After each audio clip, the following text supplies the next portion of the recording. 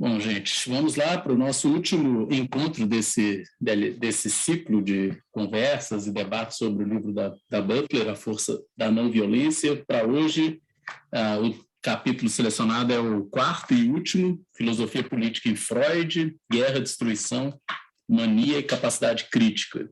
E, além desse capítulo, o pós-fácil, que é uma espécie de conclusão, mas não é exatamente uma conclusão, é um pós-escrito realmente, repensando a vulnerabilidade, a violência e a resistência. Bom, eu vou só rapidamente fazer uma observação, eu vou passar a palavra para a Milena, que vai conduzir hoje as conversas aqui, e a Laís, né, junto com a Laís, e eu vou só pontuar, assim, primeiro que esse capítulo respondeu assim, a várias das questões que eu tinha nos capítulos anteriores em relação à apropriação que ela faz de Freud, da psicanálise, etc. Eu acho que a leitura desse capítulo, pelo menos para mim, foi bastante didático, assim, foi mais acessível, porque antes esses termos, pulsão de morte, etc., eles apareciam sem uma explicação e eu, que não sou da área, ficava inseguro assim, em relação ao que se querendo dizer, e aqui, a partir da leitura desse capítulo, acho que ficou mais fácil, e eu vi aqui uma interessante proposta assim, da Butler de tentar encontrar uma via para resistência e para fazer frente a esse poder de destruição, e essa via passa pela mania, né, por uma espécie de poder maníaco e que aceita, de certa maneira, a ambivalência que existe entre amor e ódio, entre destruição, produção, etc., como constitutivo e, portanto, como algo que nunca vai ser propriamente superado, mas que a gente pode lidar, de certa maneira, ou lidar de uma maneira melhor, digamos assim, que não seja destrutiva do outro e de si mesmo, né, e autodestrutiva. Então, acho que é por aí que passa uma espécie de reorientação da agressão e do ódio, né? E é interessante, eu acho que a leitura desse capítulo ajuda a gente a entender por que ela fala em uma não violência agressiva, né? Porque, de fato, existe uma agressividade, uma espécie de violência na não violência, né? Uma pulsão também que é da ordem destrutiva no âmbito da própria da não violência. Então, acho que é um capítulo que ajuda a entender isso e essa postura dela. E o pós-escrito, ela faz um esforço de contextualização desse livro, né? Ou seja, trazer as questões do feminicídio, a questão dos refugiados e essas formas de violência. E interessante que ela aponta para uma via que não é utilizar nem as identidades de grupos e nem a noção de vulnerabilidade como base para a ação política, mas ela tenta uma outra, né, digamos assim, uma outra estratégia de ação política, e acho que esse pós-escrito ajuda a gente a entender um pouco o porquê da reflexão desse livro, como um exercício, né, reflexivo, crítico, para orientar as lutas, as ações políticas num sentido novo e, sobretudo, numa nova trincheira. Eu acho que tem um território a ser conquistado, uma guerra a ser travada nesse território, que é o que ela chama aí de intervenção na esfera da aparência, que é justamente para tentar alterar esse esquema fantasmagórico, letal, digamos assim, que os novos autoritarismos mobilizam, que eles alimentam, que eles reproduzem. Enfim, tem um conjunto de questões que eu acho bem interessantes nesse texto, mas eu vou passar a palavra para a Milena, que gentilmente se disponibilizou aí a conduzir essa conversa hoje. Muito obrigado, então, a Laís também. E aí vocês vão conduzindo aí, eu vou, enfim, fique todo mundo à vontade para intervir também. Vamos lá. Olá, boa noite. Bom, vamos tentar aqui nos organizar, né, Laís? Assim, Marcos fez essa introdução, né? E eu gosto sempre de tentar fazer também esse panorama geral, assim, do capítulo, né? E aí, pelo que eu fui entendendo, é um capítulo que basicamente ela vai tratar mesmo da questão da pulsão de morte, vai tentar aí conceituar essa questão da pulsão de morte, mas levando esse conceito, saindo de uma esfera mais psíquica para uma esfera mais social, e também tentando questionar, tentando entender o que, né? E como tanto na questão psíquica como na questão sociopolítica, a gente pode criar mecanismos para, de certa forma, controlar esse impulso destrutivo da pulsão de morte, e que ela bem situa, assim, que é inerente à condição humana, né? E aí eu acho bem interessante isso, porque é um capítulo que a gente acaba saindo um pouco dessa visão maniqueísta, né? De que a pulsão de morte é deles e não nossa, né? Inclusive ela vai até criticar isso, né? Que a gente não pode ter esse tipo de ponto de vista, né? Que são eles que têm a pulsão de morte incontrolável. Ela parte desse pressuposto freudiano, né? De que todos nós teríamos, né, esse controle. Então, como é que a gente faria, de certa forma, esse controle, né, tanto em termos psíquicos como social e político, né? E aí é isso. Então, ele é um capítulo que parte do princípio, ela traz, né, eu vou só ir um pouquinho adiante, mas depois eu volto, né?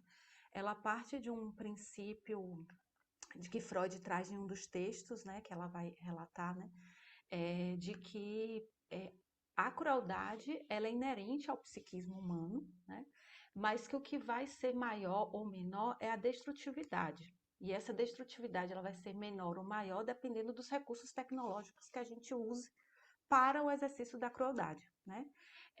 Então, o poder de destruição vai depender da tecnologia, mas o desejo destrutivo ele é psíquico, né? Então, ela traz isso como algo, como um princípio aí da própria psicanálise. Então, nós todos teríamos esse conflito entre pulsão de vida e pulsão de morte, né?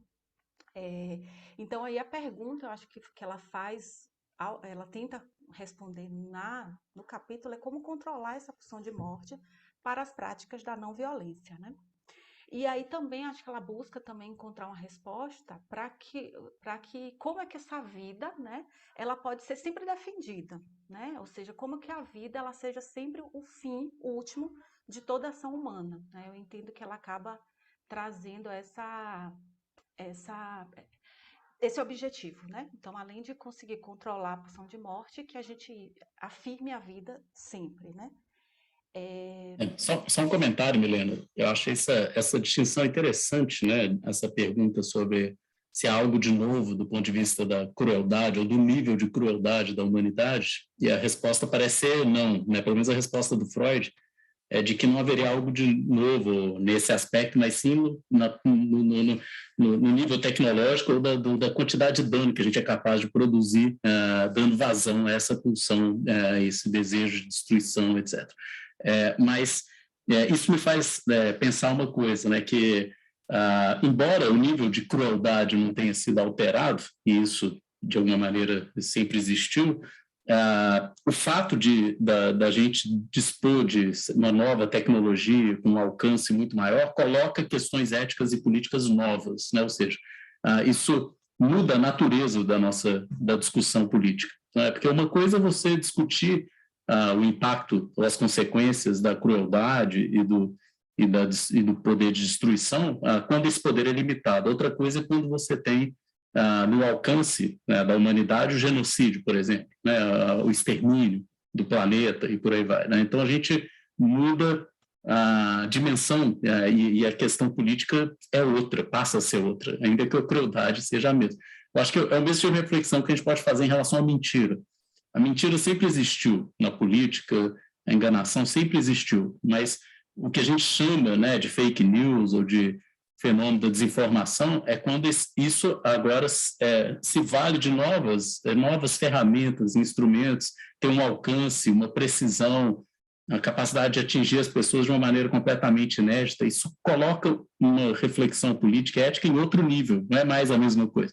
Eu acho que uma tendência das pessoas é dizer assim, mas sempre houve mentira, como se não houvesse nada de novo que justificasse um enfrentamento diferente, né, ou que colocasse uma questão diferente no âmbito da política e da ética. Eu acho que a mesma coisa vale aqui no que diz respeito à pulsão de morte. Pulsão de morte sempre existiu, mas agora aliada às condições tecnológicas disponíveis, né, o alcance da ação humana, isso ganha uma proporção completamente diferente, né? Ainda um pouco falando sobre isso. Pode falar, Milena. Não, pode falar, depois eu falo.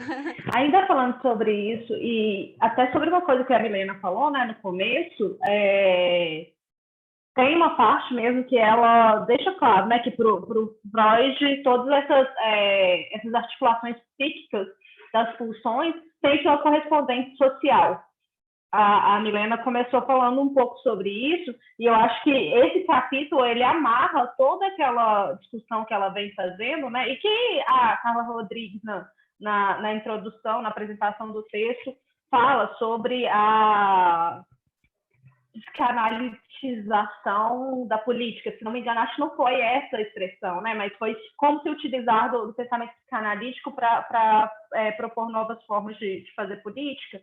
E eu acho interessante que ela... Esse texto, eu acho que quando ela aborda psicanálise, esse texto foi o mais didático que ela fez até hoje, porque o problema de gênero, ela trabalhava com Lacan e era uma coisa assim surreal. Não sei se também era porque eu estava começando a lidar com a obra dela, mas esse eu achei muito didático e ela vai num contínuo entre as obras do Freud, né? Então ela faz essas contraposições, né? A primeira versão do que é a pulsão de morte, uma segunda versão do conceito, como que um avanço na obra dele no Luto e Melancolia pode trazer mais elementos para a discussão. Então, acho que foi um capítulo assim, bem interessante nesse aspecto. Não, e era isso. Acabei me perdendo de tanto que eu falei. Desculpa, gente. Não, e é interessante essa observação que o Marco trouxe, é que Freud ele traz isso, né? Ele achava que a cultura e a educação poderia ser o que iria controlar a pulsão de morte, né? E aí ele fala, não foi, né? A Primeira Guerra está aí provando que não foi. Então é esse o grande abalo, né, na teoria de Freud, que eu acho que é o que ela vai trazer quando ela historiciza, né? Quando ela vai tentar conceituar a pulsão de morte a partir de 3 textos fundamentais, né? E aí ela abre falando isso. Vamos tentar aqui conceituar a pulsão de morte a partir desses Antes 3 daí, textos. Milena, esse aspecto que você falou, né, do Freud inicialmente achar que cultura e arte vão conseguir controlar a pulsão de morte, né? Essa própria troca de cartas que iniciou o parágrafo do Freud com Einstein é muito exemplificativa disso, né? Freud estava num otimismo ali maravilhoso, incrível, que depois, à medida que ele vai estudando pulsão de morte, a coisa parece que vai sendo assim, um choque de realidade também. Aí ela vai então trazer 3 textos assim que seriam o principal, né, para tentar aí conceituar essa pulsão de morte e para as discussões que ela propõe. Então, o primeiro texto é de 1915, quando Freud vai fazer sobre as considerações atuais, que o título, né, Considerações atuais sobre a guerra e a morte, que ele escreve aí em plena Primeira Guerra Mundial. Refletindo sobre os laços que mantêm a coesão de uma comunidade e os poderes destrutivos que podem romper esses laços. Então, nesse texto, ele vai refletir sobre esses laços, né, que mantêm a coesão, mas também que podem, e quais são esses outros poderes que vão romper esses laços. Nesse texto, ele ainda não vai conceituar a pulsão de morte, ele ainda não estava tratando desse conceito, ele ainda dividia aí as pulsões, e assim, as pulsões, na verdade, acho que toda a teoria de Freud, ela acaba sendo sempre dualista, né, e também a pulsão também é dualista, então até 1920, ele vai trazer pulsão de autoconservação e pulsão sexual, né, a autoconservação é essa da sobrevivência, e as pulsões sexuais são essas que já estão investidas, de certa forma, de um laço social. Aí depois, em 1920, que é o que ela vai trazer do texto seguinte, que é além do princípio do prazer, que aí ele já começa a conceituar a pulsão de morte, né? Então ele vai trazer essa pulsão de morte como algo de uma agressividade, de uma destrutividade e principalmente algo que é inconquistável da natureza humana. Então é essa pulsão que seria impossível da gente, de certa forma, ter um acesso, né? Pelo menos direto a ela, né? E aí ele também traz, nesse próprio texto, esse dualismo entre pulsão de vida e pulsão de morte. E aí eu identifiquei isso porque eu achei interessante ela usar esses 3 textos principalmente. Espera aí um momento. Eu achei interessante ela usar esses 3 textos principalmente porque parece que em 1920, de certa forma, Freud está ainda em uma visão mais individual assim, do que seria a pulsão de morte, né? Ele ainda está ali tentando entender de certa forma, os sonhos dos soldados de guerra, né? Que Butler vai trazer da compulsão à repetição, né? Desses sonhos de soldados de guerra, né? Então, ele vai tentar estudar essa pulsão de morte a partir dessa perspectiva mais individual, né? Pelo menos até pela leitura que eu já fiz do texto, dá a entender. Mas aí, quando ele parte já para 1930, aí ele já, no Mal-Estar na Civilização, parece que ele faz uma união do que ele aborda em considerações atuais sobre a guerra e a morte, e além do princípio do prazer, porque, de certa forma, no Mal-Estar da Civilização, ele vai tentar responder, de certa forma, como esses tânatos, né, como essa pulsão de morte, ela promove a violência, promove a guerra, né? E então aí é como se ele estivesse nesse texto perguntando por que a guerra, por que a violência, por que esse desejo de deteriorização, né? Deterioração dos laços sociais, né? Que é tão constituinte para nós, né? Então é como se nesse texto Freud tivesse mais essa preocupação mais política mesmo, dos efeitos da pulsão de morte na sociedade, né? E aí ela vai, então, aí eu acho que Judith Butler vai, então, colocar, né, uma questão a esse conceito de pulsão de morte de Freud, então, é uma questão que ela coloca ao conceito de pulsão de morte. Uma forma política duradoura presume que os laços sociais são relativamente estáveis. Então, como pode uma política que lide com essa força descrita por Freud, né? Então, eu acho que é essa questão que ela vai pôr ao capítulo, como é que a gente vai construir uma força política que dê conta desse conceito de pulsão de morte, né? Então, acho que o capítulo acaba seguindo nessa direção, né? Só um comentário aqui, Milena, que eu acho interessante, né? De fato, esse capítulo, a Butler fez um trabalho assim de scholar, né? De ir na obra do Freud, mostrar como que o conceito, onde ele aparece, mais ou menos como ele se transforma no percurso dele, o que para pessoas que não são familiarizadas com a obra do Freud é muito bom, porque ajuda a entender um pouco em primeiro momento, depois como que a coisa se desenvolveu. Achei interessante que o Freud, inicialmente, ele usa uma noção que ele tira da tragédia grega de fúria cega, né? E depois isso se desenvolve na ideia de pulsão de morte. E que outro aspecto que eu achei interessante é como que a primeira coisa que a guerra destrói, digamos assim, é a ideia mesmo de que haja algum tipo de restrição imposta à possibilidade de destruir, né? Ou seja, a guerra, e por isso que parece uma fúria cega, né? Ou seja, é uma expressão de uma vontade assim, destrutiva e sem restrição alguma, digamos assim, né? A primeira coisa que a guerra faz é abolir os limites, vamos dizer assim, né? Você entra num reino do ilimitado aí. Então, e na hora que você entra nesse domínio, né, no qual não há restrição alguma, com uma disponibilidade técnica, assim, tecnológica, destrutiva muito grande, eu acho que esse é o medo do Freud aqui, quando ele fala do risco do genocídio, né, a questão fatídica. E, em certo sentido, ele está prenunciando o que foi a Segunda Guerra, né, que foi uma expressão disso, numa escala nunca vista pela humanidade até então, pelo menos em tão pouco tempo, que a experiência colonial foi tão destrutiva, muito mais destrutiva do que a nazista, mas a nazista foi em pouquíssimos anos, né? Foi uma experiência de destruição em massa concentrada, né? Enfim, vou passar a palavra para a Tati, que levantou a mão, depois o Rafael. Eu sou uma pessoa não familiarizada com as obras de Freud, né?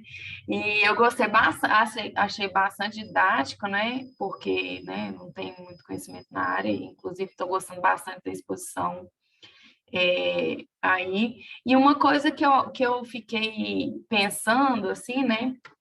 É que, além dessa noção individual, né? Que a Milena trouxe aí para nós e expôs, uma coisa que o individual hoje para a gente é meio público, né? Com as redes. Então, uma coisa que eu fiquei pensando assim é que, à época, o mesmo individual não seria o individual hoje analisado, por exemplo, né? Pela exposição da nossa imagem, a distorção física, né? Tudo isso que envolve. E aí, eu acho que essa repercussão na sociedade também seria muito maior, e essa ira que ela se refere, até procurei aqui, porque com a auxílio da Márcia eu consegui achar a página 125 aqui, não, 124 dessa ira, 124 para 125, que ela fala da pulsão, da ira, né? E que a ira ela pode provocar tanto a união como a intersecção dos povos, né, e tal. E isso é muito amplificado com as redes, sabe? Eu vejo que, tipo, é uma distorção muito para além do que o Freud lidou naquela época, né? Certamente. O Rafael?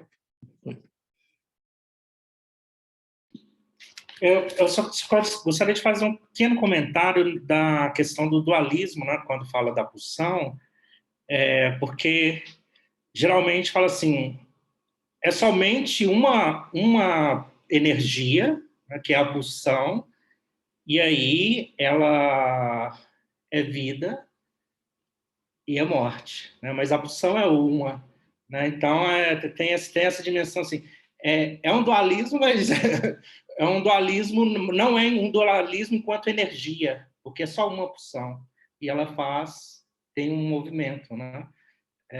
E isso é algo que se repete quando de pensar assim, ó, teriam duas pulsões, é uma energia, né? Eu acho que às vezes pode cair nesse lugar. Eu acho que tem um termo que ajuda a explicar isso que o Rafael está dizendo, né? Ambivalência, ou seja, uma coisa só, mas que se manifesta, né, com duas valências, né? Tem dois valores diferentes. A Laís estava com a mão também?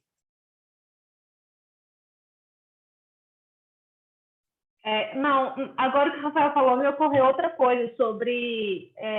eu fiz parte de um grupo de estudos de psicanálise há algum tempo, e uma das nossas discussões foi sobre o quanto essa ideia de pulsão remete à própria ideia de vontade de poder do Nietzsche. Então, que haveria uma certa inspiração também nessa ideia, que aí nos ajudaria também a compreender, né? Mas não era isso que eu queria falar, não.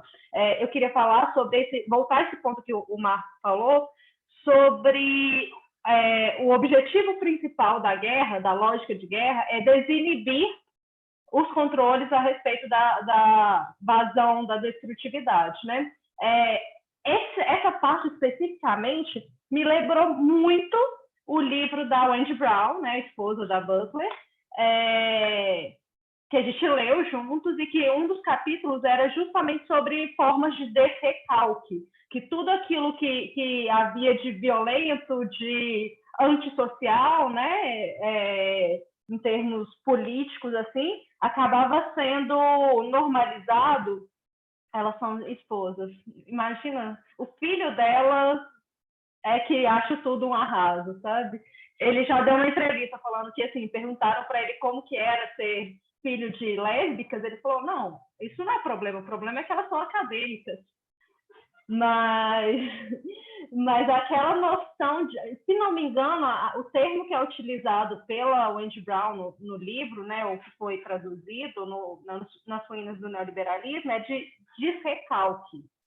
Enquanto aqui a gente tem essa ideia de desinibição, né? Que a pulsão ela acaba sendo normalizada e que essa destrutividade ela pode ser exercida sem vazão, sem contenção. Então, acho que é interessante mesmo notar o quanto essa ideia do tirano que se permite também vai permitir, de todo modo, o exercício dessa violência, e os efeitos são de tal modo que a gente não consegue conter, que a gente não consegue dar previsibilidade a esse exercício da violência. Sabe o que você quer falar? Na verdade, eu levantei a mão para você repetir um pouco o que você falou, porque eu não peguei a linha de pensamento, fiquei muito empolgado com o fato delas serem esposas e fugiu, né, o lance da ira, e pode ser interessante. Sorry. Você chegou a ler com a gente nas ruínas do neoliberalismo? Então, teve um capítulo final, se não me Foi engano, parte que era da minha sobre o bibliografia da dissertação. Valeu. o conceito de defecalque, da possibilidade que esses líderes populistas, né, autoritários e conservadores, que se aproveitam do neoliberalismo, o almoço de domingo, que eles naturalizem a fala sem qualquer tipo de contenção, a fala e a violência, né, o ato violento, sem qualquer tipo de repressão, né, de recalque possível. Então, eu achei esses conceitos, assim, essas abordagens delas bem interessantes e bem análogas.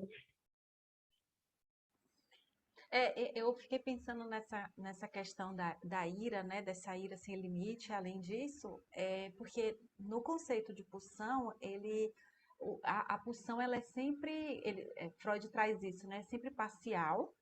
O objeto ele não é único, né, ele circula.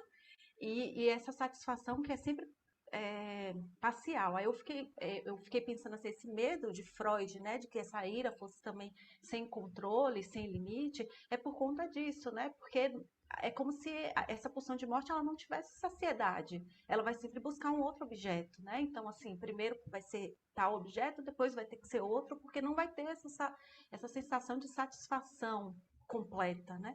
Vai ser sempre parcial. Então, aí eu fiquei pensando, por isso que ele traz, né, Butler fala dessa preocupação de Freud com o genocídio por conta também desses sem limites, né, de que a pulsão, ela obedece essa lógica, né, realmente sem limite, né. Só um outro comentário aqui, ainda sobre esse trabalho didático da Butler de explicar as noções no pensamento do Freud, né? Também é fundamental entender a tradução desse termo, né? O tribe, né? Que muitas vezes foi traduzido por instinto e como que isso falseia, né? Engana muito assim na interpretação desse texto, porque não tem nada a ver com algo propriamente instintivo, né? Não se trata de um instinto de morte, mas sim de uma pulsão, né? Então, acho que... e como que esse elemento pulsional, embora não seja instintivo, ele também não é da ordem da razão. Então, acho que isso também é interessante, não é algo que funciona como um argumento, ou algo que vai ser alterado simplesmente por meio de raciocínios, ou por meio de educação, simplesmente, etc. Né? É uma constituição mesmo psíquica que não é propriamente instintiva, mas também não é algo disponível, né, digamos assim, a vontade diretamente e que a gente altera simplesmente por meio da educação. Né? Acho que isso que foi dito e que é interessante, parece que a correspondência do Einstein e do Freud se deu em grande medida por conta disso. Parece que a pergunta do Einstein é um pouco essa, né?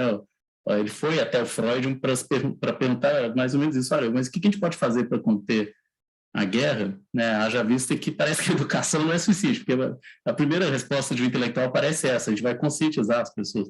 Mas aí na hora que parece que o Einstein se deu conta de que não, tem algo mais profundo do que argumentos, né? Ou seja, por mais que eu diga alguma coisa, parece que não vai adiantar, e aí ele vai até o Freud explica, né?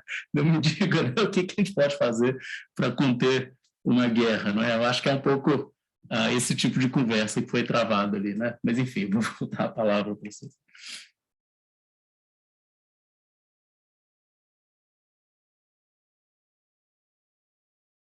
Vou procurar aqui mais alguma coisinha que eu fui destacando.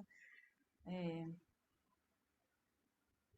outra coisa interessante é como que o Freud, de certa maneira, parece responder essa pergunta através de vamos dizer assim, de uma análise das pessoas que sofreram com as neuroses da guerra, né? Então isso virou meio que ofereceu para ele um campo, né? Ou seja, um estudo de campo de um conjunto de pessoas que estavam sofrendo, e é interessante, eu acho, a maneira como ele diagnostica essa neurose de guerra como algo que está ligado a isolamento social, enfraquecimento desses laços sociais e uma espécie de ação autodestrutiva, né? Uma ação, acho que é uma forma interessante da gente entender, né, essa dinâmica psíquica da guerra, não é? Ou seja, como que isso...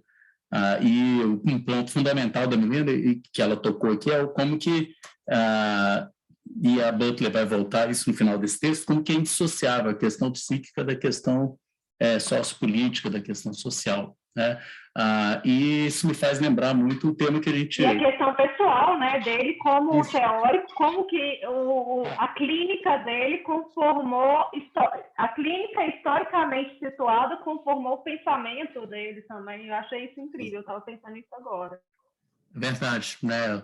Assim, a gente pensa que às vezes, e muitas vezes, né, a psicanálise é criticada por isso, por ser afastada das questões sociais e se voltar para o indivíduo, mas se a gente for olhar bem, o Freud está querendo responder o problema do seu tempo social, político, da guerra, etc., né? Através dos instrumentos que ele tem, né? Que é, obviamente, a análise, enfim, tentar entender a dimensão psíquica desses fenômenos, enfim, mas que tem uma dimensão social. E, aliás, a gente viu isso, eu ia ressaltar no texto do Fanon, né? O Pele Negra... Máscaras Brancas, né, a tese central do Fanon é isso, de que há uma sociogênese, né, para essa constituição, para essas neuroses, enfim. Então, o tempo inteiro o que o Fanon está tentando mostrar é como que há uma relação direta entre o elemento, essa dimensão psíquica e a dimensão político-social, né? Eu acho que isso, nesses textos do Freud, isso também foi claramente trabalhado, assim, explorado. Bom, depois acho que uma coisa que a gente pode tratar aqui, Milena, é essa parte do texto, a partir da página 29, que é quando a Butler vai tentar explicar a questão da capacidade crítica, a relação qual que é a tarefa do superego, a ação do... Você quer falar alguma coisa sobre essa parte? Aqui tem uma passagem que eu acho que tem uma atualidade muito grande para a gente entender o fenômeno do bolsonarismo, assim, mas depois eu toco nessa passagem. Eu ia até falar do superego, né? Porque, na verdade, o superego, então, seria esse que iria, de certa forma, colocar um limite, que poderia ser esse que coloca um limite às pulsões, né? Mas, de toda forma, ela vai falar que é um contraponto, porque é um limite também destrutivo, né? Então, não seria bem o adequado para esse tipo de limite, porque ele acabaria usando uma autodestruição para colocar esse limite, né?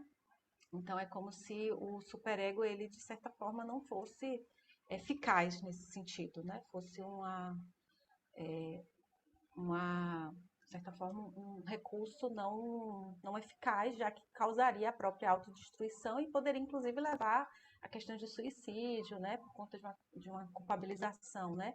E aí eu acho que ele traz esse ponto nessa questão da crítica, né? Talvez fosse somente uma crítica que levaria à punição e à destruição, e não uma crítica que é essa que ela vai defender, que promove aí uma possibilidade, que é o que ela vai trazer mais tarde, né? De uma união, de uma criação, né? Assim. Antes de passar um pouquinho, Milena, você falou sobre essa questão, né, do que pode até, que o superego, ele também exerce uma força destrutiva, que ela explica no texto, né, e que pode desaguar até mesmo no suicídio, porque ela também é uma força de contenção.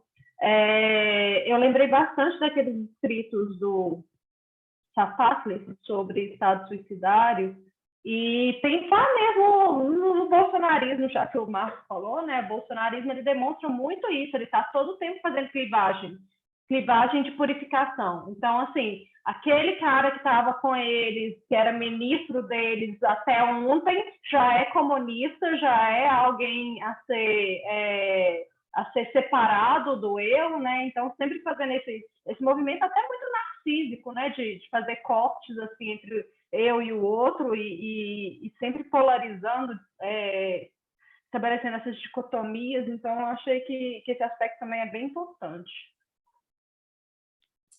Pois é, eu queria chamar a atenção aqui para uma passagem na página 130, que é quando eu vou ler a passagem, depois eu comento, né? Ela diz assim, ó, no meio do segundo parágrafo dessa página: quando dizemos que uma onda de sentimento atravessa uma massa, o que queremos dizer? Ou quando certos tipos de paixão, que normalmente permanecem velados, são liberados na massa, como explicamos essa expressão? Será que liberação significa que sempre houve o desejo e ele apenas estava sob controle? Né? E aí ela diz assim, na sequência, se dizemos que uma autoridade eleita liberou uma nova onda de misoginia ou permitiu o racismo generalizado, que tipo de agência atribuímos a ele? O racismo já existia ou a autoridade eleita o fez existir? Eu acho que essa é um conjunto de questões que a gente comumente se coloca no Brasil, né? Se colocou e continua colocando ainda hoje, né? Ou seja, uma sensação assim, mas esses sentimentos que o bolsonarismo, de certa maneira, expressa, que ele defende, as bandeiras desse movimento, essas coisas já existiam no Brasil e elas foram simplesmente vocalizadas, vamos dizer assim, elas encontraram um canal para se expressar, ou elas foram, de alguma maneira, desenvolvidas a partir desse movimento, elas foram produzidas por esse mesmo movimento, né? Por um lado, assim, a impressão que a gente tem é de que tinha um tanto de proto-fascista no Brasil que encontrou a oportunidade de sair do armário, né? Essa é uma maneira de ver o fenômeno, né? Ou seja, você tem um líder que simplesmente faz com que as pessoas expressem sem vergonha aquilo que elas, de uma maneira envergonhada, portanto, dentro do armário, né, elas sentiam, digamos assim, né? Então, aquilo foi... O líder é alguém que abre o armário, vamos dizer assim, e as pessoas se sentem livres para sair desse armário. Ou não? Ou será que, na verdade, não... Porque isso parece uma maneira meio simples de pensar, como se os desejos fossem estáveis e você simplesmente encontrasse momentos de manifestação ou não, mas eles são os mesmos, digamos assim. E o líder não alterasse os desejos, ele apenas fizesse aflorar desejos já existentes, né? E não me parece que é o caso, né? Ou seja, se isso é o caso para alguns, né? E é claro que existiam esses indivíduos que realmente estavam esperando o momento para poder expressar, né, sem vergonha, esses desejos que sempre tiveram, me parece que não é o caso para muitos outros, e é um fenômeno de, não sei se a gente pode chamar aí de radicalização, ou de... É um fenômeno que faz com que certas posições tendam a se aproximar de grupos mais radicalizados, né? Então, teses que até pouco tempo atrás seriam rechaçadas por essas pessoas, hoje são ou vistas com normalidade ou abraçadas com grande euforia, etc., né? Enfim, então, acho que essas perguntas aqui, ela não dá uma resposta assim, mas eu acho que é uma pergunta que a gente se coloca diante desses, porque a gente está falando de um líder que produz uma onda de sentimento que atravessa uma massa e que produz um efeito que é destrutivo, né, em relação a esse outro e em relação a si mesmo. Aí entra a lógica suicidária, inclusive.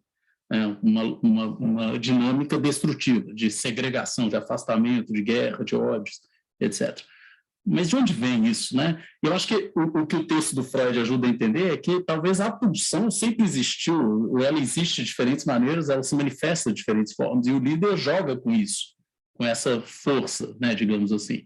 Mas isso não quer dizer que ela já existia da mesma maneira, com a mesma intensidade, enfim, eu acho que tem um jogo aí de o que é novo, o que continua, o que sempre existiu, o que estava subterrâneo, o que aflora, né? Você levantou a mão, né, Mila?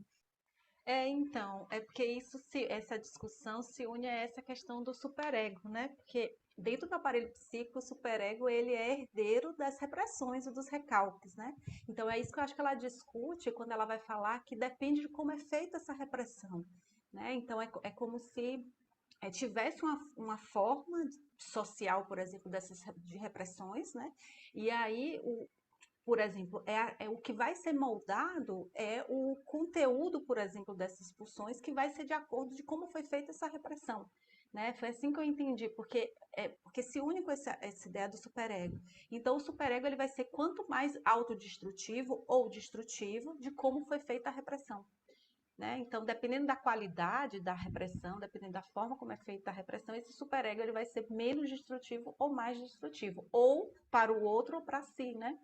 Então, é assim que eu pensei essa questão, assim, e que é o que ela vai falar depois da questão do poder, né? De como que ela vai até trazer, né?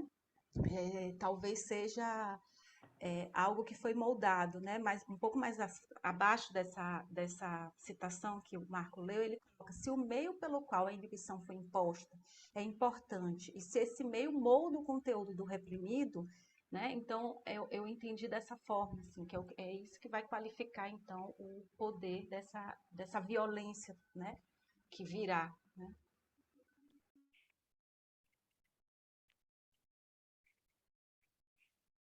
Milena estava falando sobre essa questão do superego, como que ele vai funcionar, se ele vai ser mais autodestrutivo ou não. Tem um texto do Freud que é extremamente difícil, mas que ele ajuda muito a entender como que ele concebia essa dinâmica da pulsão, né? Como que ao longo do tempo ela funcionaria, seria metapsicologia. Que aí ele fala sobre deslocamentos, condensações, a possibilidade de sublimação, né, que a destrutividade também pode ser sublimada em arte, em criação, em outras formas, mas aí eu acho que não seria exatamente o que ela está tratando aqui. Eu confesso que essa parte da mania, eu achei ela extremamente interessante, acho que a gente vai entrar nela agora, né? Enfim, foi a que me trouxe mais dúvidas, assim, do que afinal seria a mania, porque ela fala, a mania faz, a mania promove, a mania significa, mas eu não sei se eu estou muito certa de ter entendido o que seria exatamente esse mecanismo da mania, né, como uma tendência. Só um comentário aqui, depois a gente vai passar a palavra para a Milena, então, mas, de fato, aqui, a gente pode começar a falar aqui a partir da página 132, que é quando, primeiro, o movimento da Butler era mostrar que, na noção de melancolia, há duas tendências opostas, uma, a autorrecriminação, né, que ela já viu que não é um caminho, né, adequado, etc., e a outra seria a mania, né? E ela, claramente, ela deposita na mania um caminho, digamos assim, mais promissor para a resistência. Ela diz, né, que a força maníaca é aquela que tenta derrubar o tirano, mas ela pondera também, né? Ou seja, que isso não significa que a proposta dela seja defender simplesmente a mania e nem ver nessa força maníaca uma estratégia direta, assim, de ação política, como se ela oferecesse um caminho para a ação política imediatamente.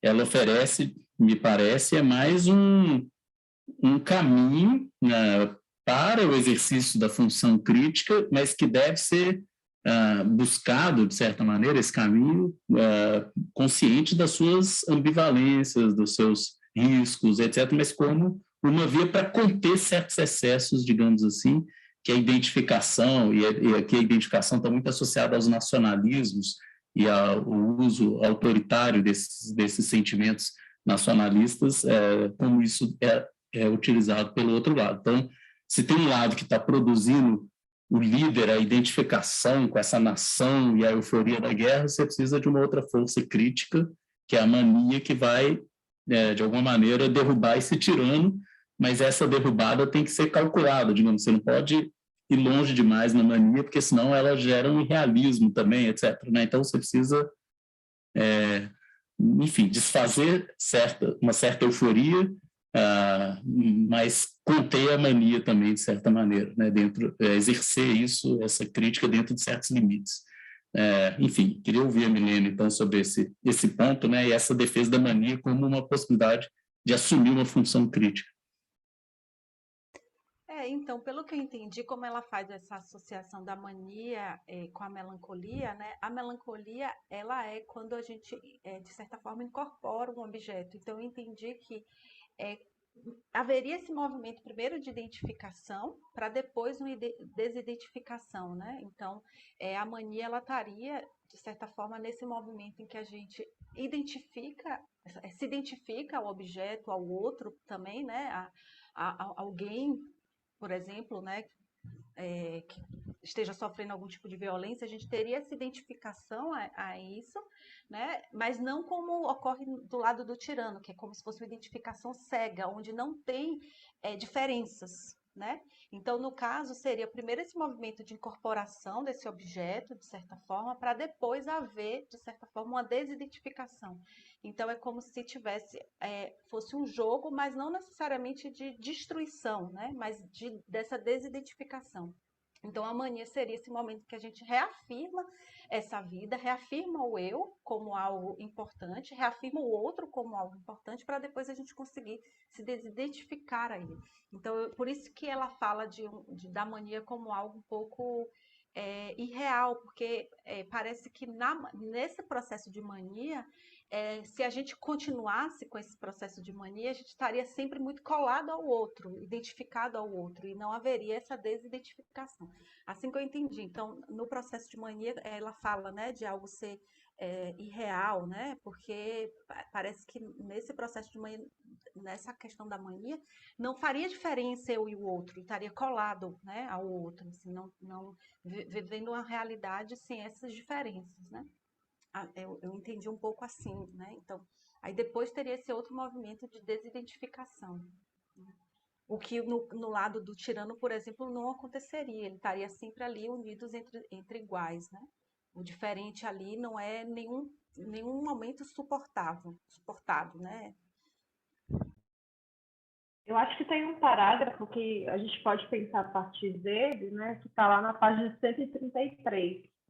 Certamente não quero defender a mania, mas apenas insistir em que ela de fato oferece uma chave para compreendermos aquelas formas irrealistas de solidariedade insurrecional que se voltam contra os governos tirânicos e autoritários. Afinal, o tirano é um antropomorfismo sustentado por redes de poder e, portanto, sua derrubada é maníaca, solidarista e progressiva. E quando o chefe de Estado é uma criança tirânica que ataca em todas as direções e a mídia segue cada um de seus movimentos com profunda atenção, abre-se um grande espaço para aqueles que poderiam construir redes de solidariedade, que poderiam libertar-se do fascínio pelos modos tirânicos, pelos modos estratégicos do tirano de perder o controle. Na medida em que aqueles que seguem o tirano louco identificam-se com seu desprezo deliberado pela lei e por qualquer limite imposto a seu poder e sua capacidade destrutiva, o movimento contrário deve basear-se na desidentificação. Essas formas de solidariedade não se baseiam na identificação com o líder, mas numa desidentificação que funciona sob o significante vida. E nem esse motivo, imagino, é redutoramente vitalista. Essa desidentificação defende outra vida, a vida futura. Eu achei que, assim, dentre a minha confusão, se eu entendi ou não mania, essa foi a parte que me pareceu mais esclarecedora mesmo desse potencial do termo, né? Do potencial da proposta dela. Não, ótimo. O Rafael levantou a mão. Eu não tinha pensado muito nessa questão da mania, mas... E eu fiquei curioso como ela aborda a ideia de identificação e desidentificação, porque, se não me engano, no Freud está investimento e desinvestimento. Não sei se ela faz essa jogada para pensar esse... Por exemplo, tem ali no Freud, na hora que esse super-eu que ela está criticando, do melancólico, vai dizer o quê? Eu não presto, né? Vai ficar, eu não sirvo, e aí vai ser esse destrutivo que vai destruir o próprio objeto incorporado. Então, a dimensão que eu acho interessante é que essa incorporação de objetos se transforma na própria constituição do sujeito, né? O luto como se o sujeito fosse um mosaico de objetos perdidos de luto, né? E aí, no Freud, tem um apontamento do grau de investimento que você faz ao objeto perdido. Na verdade, você não perde, na verdade, é ele que está em excesso em você, e tem o desinvestimento. Aí eu estou pensando se esse desinvestimento ela relacionou com desidentificação e com mania, né? Porque eu acho que são outros termos de outro lugar, mas eu lembrando do Freud eu consigo lembrar isso, né? Não, eu acho que talvez ela tenha feito esse deslocamento. Eu entendi que a mania é esse excesso do investimento, né? Que, na verdade, o sujeito, então, incorpora esse objeto justamente para não morrer.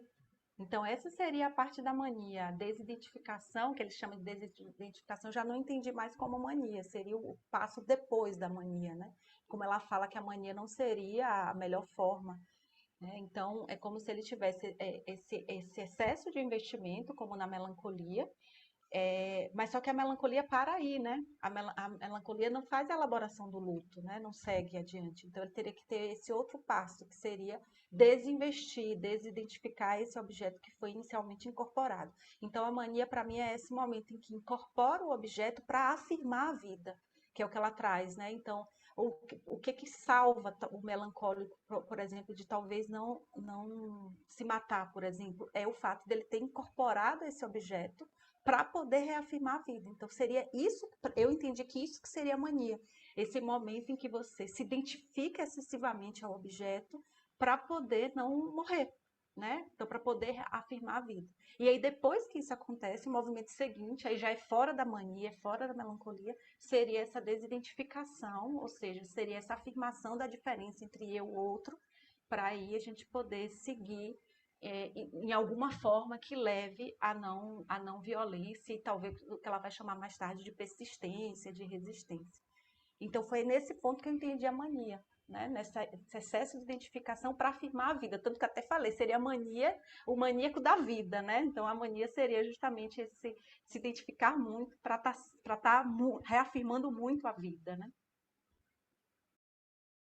Bom, Milena, mas assim, só um comentário aqui, na hora que a Butler fala em desidentificação, ela abre uma nota aqui, tem uma referência a um texto aqui desse José Esteban Muñoz, né? Disidentifications, né? Desidentificações.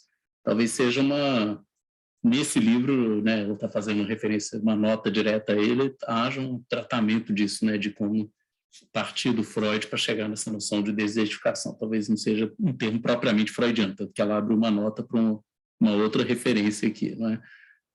Agora, deve estar, é isso mesmo, porque o título do livro está em inglês aqui, no traduziram, né? Disidentifications, né? Então o termo deve ser identification mesmo. Mas mesmo no original, o corpo do texto, né, que ela está falando, em geral, as identificações e tal, tá identification. Ok. Bom, agora, Milena, sobre essa coisa da mania, eu entendo que tem um jogo aqui de identificar seu objeto e se desidentificar. Eu só não estou tão seguro assim se a mania corresponde a esse primeiro momento da identificação com o objeto. A impressão que eu tive é de que a melancolia envolve a identificação com o objeto, mas ela tem duas tendências, né? E a mania, dentro dessas tendências da melancolia, a mania ela envolveria uma desidentificação nela mesma, ou seja, não como uma coisa posterior, assim, um momento seguinte, porque pelo menos aqui no parágrafo que a Butler desenvolve isso,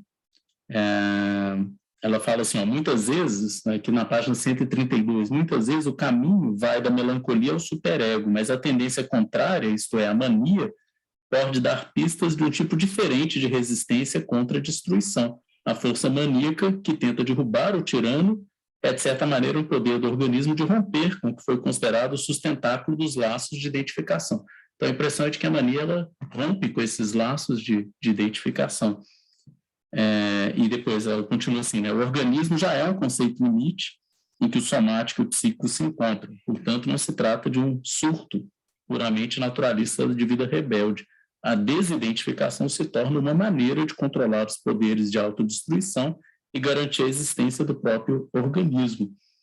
Na medida em que rompe laços, desidentifica-se com o tirano e com a submissão que a tirania exige, a mania assume uma função crítica. Lutar e tentar resolver uma crise distanciando-se de uma forma de poder que ameaça a vida do organismo. Então, o que me parece que a mania seria essa via, digamos assim, que evita a autodestruição, mas por meio não de uma identificação, mas por meio de um movimento assim de derrubada dessa identificação, de destruição dessa identificação que é destrutiva, digamos assim, né? Então ela derruba o tirano, né?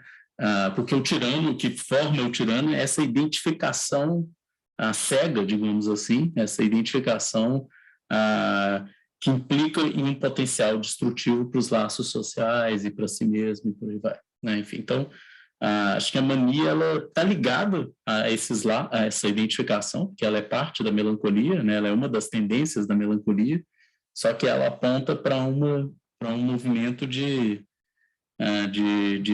destruição daquilo que destrói, vamos dizer assim, né? Ou de afastamento daquilo que é uma identificação cega, né? Ela tem uma função crítica, num certo sentido, né? Ou seja, ela critica esse apego, digamos, ou essa identificação cega ao tirano, né? Enfim, pelo menos essa parte do texto me pareceu que é isso. Agora, eu não sei exatamente como localizar o momento da identificação e da desidentificação na noção de mania, até que ponto ela se identifica com um momento prévio, ou, enfim, isso aí eu realmente não sei dizer. Laís levantou a mão. Na verdade, eu queria era perguntar, né, a Milena e ao Rafael, porque lendo, assim, o primeiro impacto quando eu li essa parte da mania foi uma dúvida mesmo que eu não consegui sanar, que é a mania, no contexto original da obra do Freud, Luto e Melancolia, ela tem algo a ver, pode ser minimamente comparável, tem alguma equivalência mínima que seja a mania sintoma, mania parte da bipolaridade, por exemplo? Porque eu fiquei com essa confusão e isso me fez pensar coisas.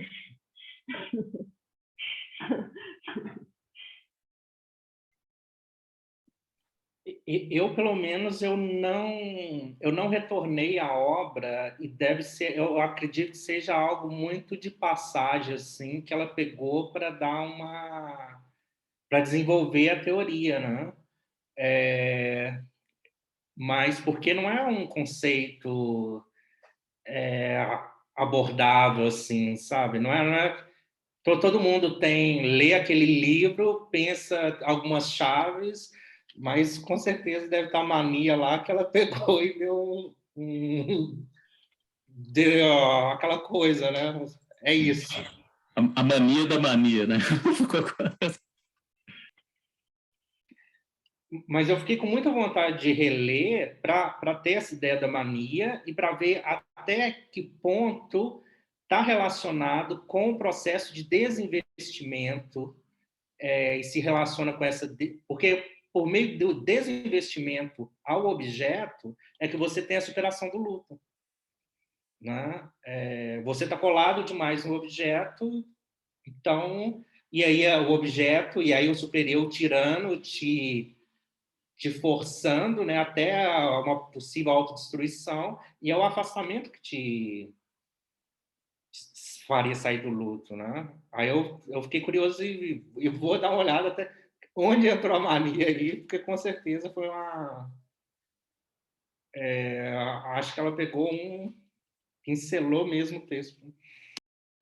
Foi por isso que eu acabei entendendo dessa forma, assim, como se teria que se romper com a melancolia, com a mania, para poder sair do desinvestimento, até por conta disso que Rafael destacou aí, do luto só ser possível se você desinvestir, né?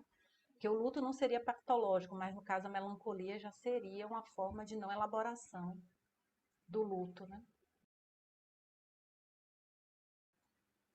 Aí depois ela entra, né, nessa carta de Freud e Einstein, nessa troca de correspondências aí, nessa tentativa de ver como é que seria possível reprimir a violência, né?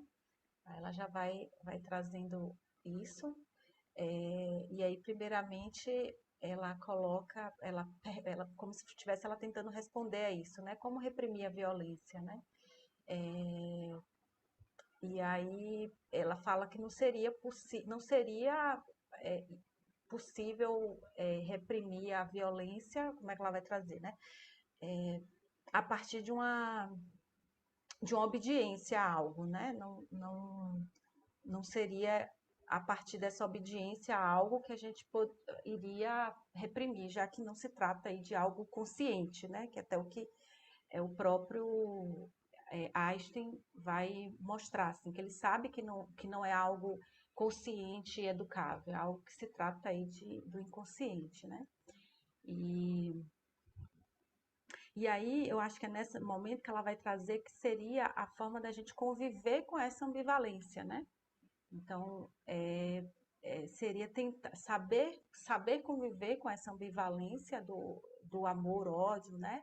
Que seria possível, então, esse controle aí.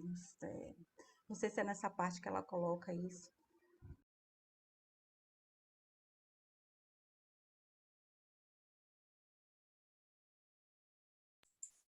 Bom, nessa parte aqui dessas cartas, né, do Einstein para o Freud, tem uma coisa aqui que eu acho interessante na leitura da Butler, que ela ressalta como que o Freud, inicialmente, ele alerta, né, nas cartas que ele não teria propostas práticas, né, ou seja, a pergunta o que fazer, né, ele não teria uma resposta assim, para isso, mas que ele acaba elaborando uma espécie de posição política, não é, nas respostas dele, e que passam por uma evolução desses sentimentos comunitários. Essa noção de aquilo que a leitura que a Butler está fazendo aproximando a noção de sentimentos comunitários da mania, como se isso fosse algo da ordem da mania, esses sentimentos comunitários. Eu vou ler uma passagem na página 137 que passa por aí. Ela diz assim, no meio do segundo parágrafo lá: para derrubar o tirano e romper o apego baseado no amor ao tirano, talvez seja necessária alguma forma de mania, né? Então, a mania é essa força que derruba o tirano, esse apego, né, digamos, né, essa identificação excessiva. A mania pode tomar forma nos sentimentos comunitários ou vínculos emocionais que são exigidos para alcançar, essa é uma pergunta, né? Ela pode encontrar, né, forma nesses sentimentos comunitários ou vínculos emocionais que são exigidos para alcançar esse objetivo? A resposta parece depender da maneira como interpretamos a comunidade de interesse. Então, aqui tem um conjunto de sugestões, assim, né, de que havia, assim, embora o Freud não tenha uma estratégia de ação prática, assim, política direta, ele aproxima, de certa maneira, ele fala, olha, a gente precisa de alimentar sentimentos comunitários e talvez pela via da mania que a gente vai poder prover isso, né, no nível psíquico e tal. E um outro ponto, assim, na página 138, só chamar a atenção para ele também, que a Butler diz que tanto Freud quanto Einstein entendem que é preciso limitar o poder soberano do Estado, a noção mesmo de Estado soberano. Na época, parece que a proposta era pensar em um organismo internacional que pudesse estabelecer freios assim, para os Estados, e para os seus fervores assim, nacionalistas e tal, que é um pouco o sonho da criação da ONU, se a gente for pensar bem, logo após a Segunda Guerra Mundial, era a criação dessa instância internacional, que a gente já deu para ver claramente que ela é incapaz de estabelecer. Aliás, a gente está na iminência de uma guerra, se é que ela já não começou, né? Me parece que começou, mas agora as pessoas acham que invadir um território ainda não é guerra, né? Sei lá, missão de paz. Enfim, e mais uma vez, a gente vê que esse tipo de organismo internacional é insuficiente. E a resposta do Freud, né, me parece que nas cartas, né, ele fala em várias vias, né, isso eu achei interessante, né, ou seja, vários caminhos, assim. A primeira, para evitar a guerra, o primeiro esforço deve ser, como ele diz aqui no final da página 138 para 139, a primeira via que ele explora exige resistência às exaltações do nacionalismo. A segunda adverte para que prestemos atenção à base orgânica de nossa natureza, como seres humanos. E, para encerrar, ele afirma com veemência que existem apenas duas maneiras de combater nossa propensão à guerra: a mobilização de Eros, o seu antagonista, né, antagonista de Thanatos, e a criação de formas de identificação comunitária. É isso que eu acho que parece que é da ordem da mania. E que, por isso, especula que as massas podem evoluir graças à educação e ao cultivo de sentimentos de solidariedade não nacionalistas. Então, são duas vias, assim, em síntese. Uma é a educação, né? E a outra, o cultivo de sentimentos de solidariedade não nacionalistas. Esse aqui é mais enigmático, né? Que tipo de sentimento é esse que não é nacionalista, mas que, ao mesmo tempo, é um sentimento de solidariedade, de identificação com algo, mas que não é nacionalista. enfim, e que derruba o tirano, né, sem colocar um outro tirano no lugar, não é? Enfim, essa me parece ainda uma questão um pouco clara, né? Enfim, eu vou voltar a palavra então para Milena. Eu fiquei um pouco surpresa com essa resposta assim de Freud, que acho que é como se assim, nesse momento ele tivesse até um pouco otimista, né? Que ele fala assim, a gente tem uma natureza pacífica, né? Então a gente nunca vai querer a guerra. Eu fiquei um pouco até surpresa, assim, eu nunca tinha lido quer dizer, eu nunca li, né? Essa carta de Einstein, Freud. Então eu fiquei um pouco surpresa, porque assim, o tempo todo é como se Freud tivesse sempre se colocado como pessimista nessa possibilidade aí de educação dessa pulsão de morte. E nessa carta ele coloca como se a gente tivesse uma natureza pacífica, de não querer a guerra, né? E aí eu achei que até ela colocou, né, um pouco isso, né? Ela também levantou essa posição quando ela pergunta, né, até na página 139, afinal, será que Freud apresenta uma resposta, né? Ou seja, ele responde a sua própria posição, né, cética, de que os poderes destrutivos dos seres humanos estão tão profundamente inscritos na vida das pulsões que nenhum arranjo político pode efetivamente refreá-las, né? Então, de certa forma, ele parece acreditar nisso, né? De que um arranjo político não seria possível de refrear essa questão da pulsão de morte, né?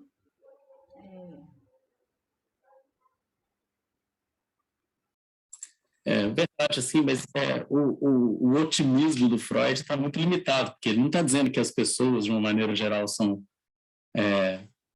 contra a guerra, mas que pessoas que foram, que cultivaram, de certa maneira, se educaram de uma certa maneira, elas, é como se elas desenvolvessem nelas um sentimento de comunitário, etc., que não é nacionalista e que é radicalmente pacifista, né? Ou seja, que é agressivamente contra a guerra, né? Acho que esse é o ponto dele, né? Ou seja, mas que isso precisa ser cultivado, né? Ou seja, essa intolerância à guerra, digamos assim, isso não flui naturalmente, isso precisa ser cultivado.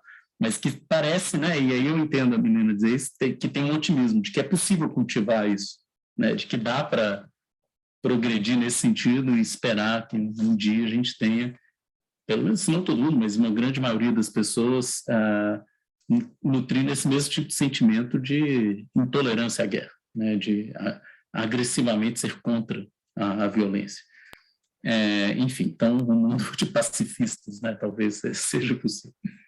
Aí eu acho que ele chega nessa questão de que não seria o fato da gente negar essa ambivalência amor-ódio e só afirmar o amor, não seria esse o caso. Seria a gente afirmar essa ambivalência amor-ódio para a gente poder usar, por exemplo, esse ódio à guerra, né?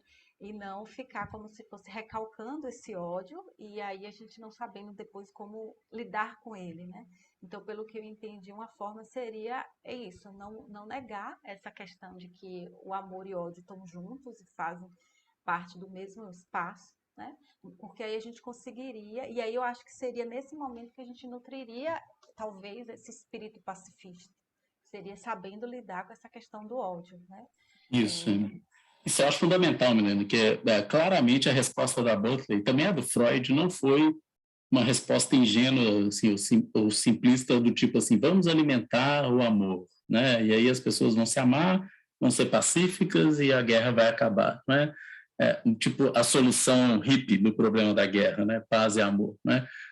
Não é essa a resposta, não é? Porque afinal de contas o ódio vai continuar, a guerra, a pulsão, né, de morte vai continuar, etc. Enfim, então a resposta é como lidar com a ambivalência, e não negar essa ambivalência, e não achar que a gente vai viver só de amor, né? Enfim, acho que nesse ponto é interessante e mostra que se tem uma coisa que a Butler não pode ser criticada nesse livro, né, na defesa da não violência, em ser uma utopista do amor, digamos assim, né? Ou seja, em acreditar que o amor vai salvar a humanidade, o nosso senso de solidariedade vai suplantar os ódios e as separações. Não se trata disso, mas de entender como lidar com essas ambivalências, né, que fazem parte daquilo que é próprio do humano, enfim, da nossa experiência. Só uma observação que eu achei muito boa a passagem que o Rafael trouxe aqui no chat, né, que ele buscou lá no prefácio do Luto e Melancolia, do Freud. Vou ler aqui a passagem, né? Na medida em que, como um faminto, o maníaco sai em busca de novos investimentos de objetos, ele nos demonstra, de um modo inequívoco, sua libertação do objeto que o faz sofrer. Aqui, assim, tem várias coisas, essa passagem é muito rica mesmo. Primeiro, a palavra investimento, que o Rafael chamou a atenção para isso, que o Freud fala investimento e desinvestimento, né? E segundo, e que tem a ver com o que a Milena estava dizendo, que o maníaco, ele parece apostar nesse investimento no objeto, só que o problema é que ele busca a questão, né, que ele busca novos objetos, e ao fazer essa busca por novos objetos, ele acaba desinvestindo, né, de um objeto em busca de outro, né? Então, nesse sentido, tem a ver com investimento no objeto, mas tem a ver também com desinvestimento, né? Ou seja, desinvestir em um para investir em outro, e para investir em outro, etc., né? Então, é um movimento que derruba, de certa maneira, um investimento para investir em algo novo, né? Enfim, é uma espécie de joint venture que tem uma carteira plural de investimentos, né? Então, você precisa desinvestir de um lugar e investir em vários ao mesmo tempo, assim. Bom, quer continuar então, Milena? Eu acho que ela termina, né, esse capítulo ao falar essa questão, né, da gente aceitar essa ambivalência entre amor e ódio e usar, na verdade, o ódio contra, por exemplo, a guerra, né, ou contra outras questões que são destrutivas, né, então, e não necessariamente fazer uma repressão a isso, né. Aí eu acho que ela termina aí, né. Exato, esse é o ponto final mesmo, assim, o objetivo, assim, dá para entender desse capítulo, é buscar formas de solidariedade insurrecional que não sejam, que não nos leve, né, a esses nacionalismos, autoritarismos, esse apego ao tirano, etc. Então, é uma espécie de usar da agressão, mas canalizar ela contra o tirano, vamos dizer assim, canalizar a agressão contra a guerra, não para alimentar essa guerra, né? E ao fazer isso consciente da ambivalência que é lidar com uma pulsão que é agressiva, de certa maneira, né? Que é da ordem da agressão. Então, a tese, assim, parece central aqui no final é essa, né? Fazer uma reorientação da agressão e do ódio contra aquilo que prejudica a igualdade e os laços sociais. Então, a gente precisa ser agressivamente a favor da igualdade, digamos assim, agressivamente a favor da manutenção e da preservação de laços sociais, né, da salvaguarda desses laços.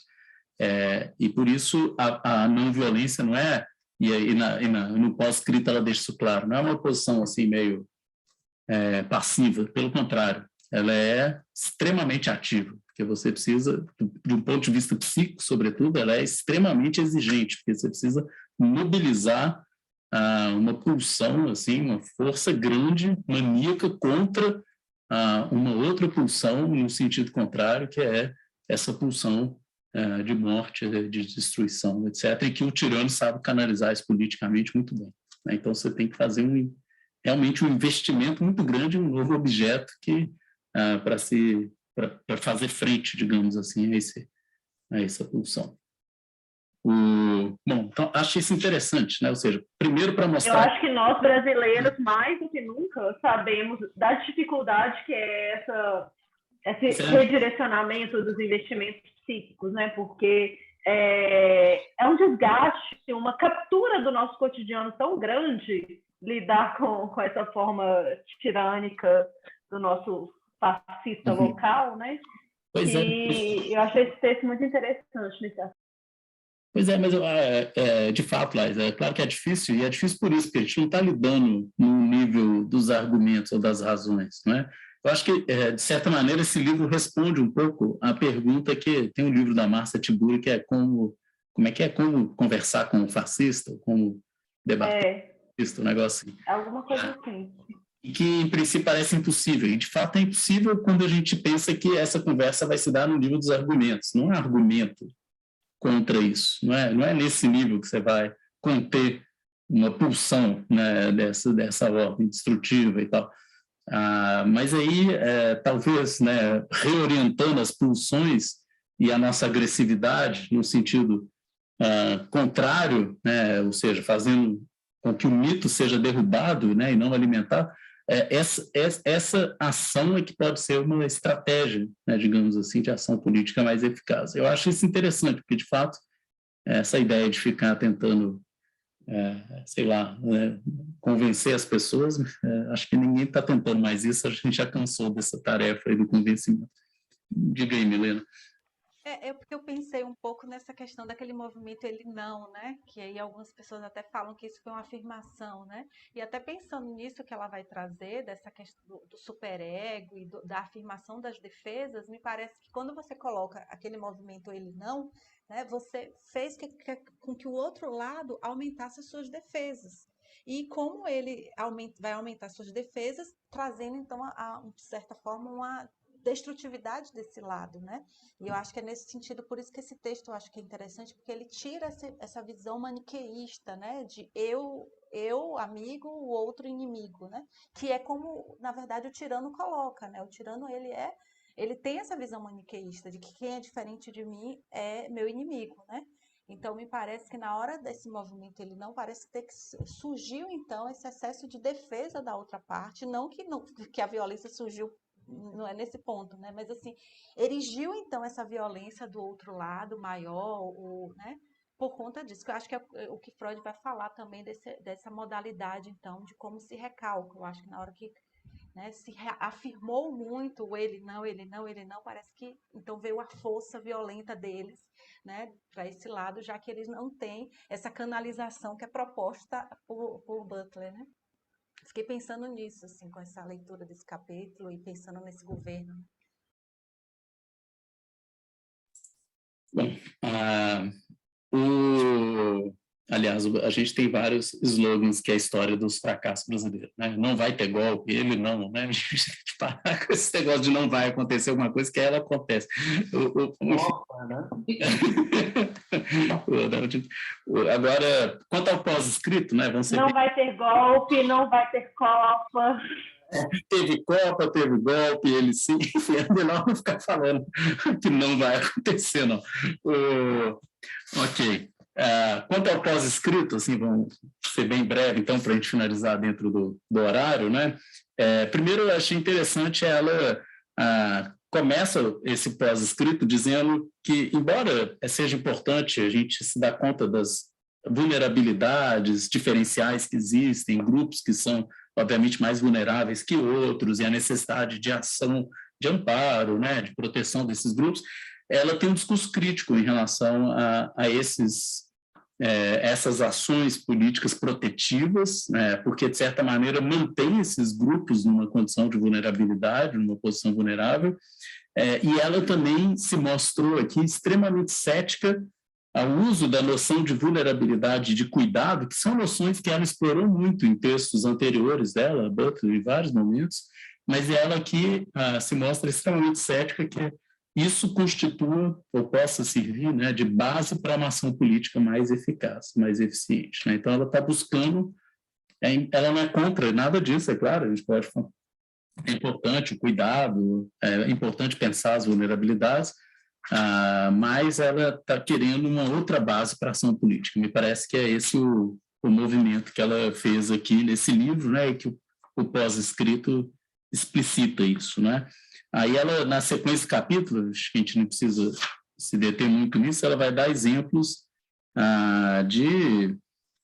da intensidade, da importância das formas de exclusão, de vulnerabilização, de produção, né, de mortes no mundo hoje. Ela começa fazendo referência aos apátridas, aos refugiados, aqueles que têm, né, portanto, a condição de cidadão negada, as pessoas, né, que têm essa condição negada, as vítimas de feminicídio. Ela cita o Brasil na página 146, diretamente para falar justamente do feminicídio, né, e também da morte das mulheres trans, né, que, aliás, ela tem o cuidado de, a todo momento que ela fala da questão de gênero, ela dizer, olha, e as mulheres trans, né? E aqui, vou ler a passagem, né? porque o que ela diz que o que o feminicídio produz é um medo, né, generalizado, e o exemplo que ela dá é o Brasil.